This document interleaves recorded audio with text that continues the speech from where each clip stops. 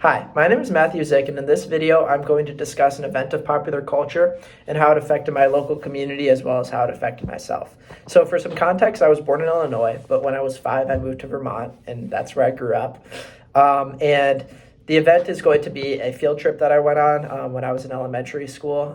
It was actually kind of cool because my mom was able to chaperone, but it was to a sugar house, which is where they kind of make maple syrup. And we went there. They showed us like how they get the sap from the tree and how they kind of make that into the final product of maple syrup. And we got to try all the different grades of maple syrup. So that was pretty cool. And for me, as well as a lot of my peers, because I think they do that type of field trip for a lot of younger kids in Vermont.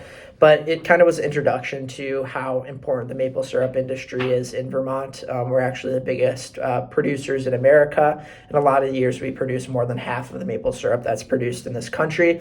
And it really provides a big sense of pride for the state of Vermont, especially for such a small state. We have less than 700,000 people, but to be, number one in something is always pretty cool. And actually, here's a picture of the logo from our minor league baseball team. They do like a weekend where they change their logo every year, but they're the Maple Kings in this, and I think it's pretty cool and pretty unique. Kind of shows about what Vermont's about, and to me, maple syrup means so much.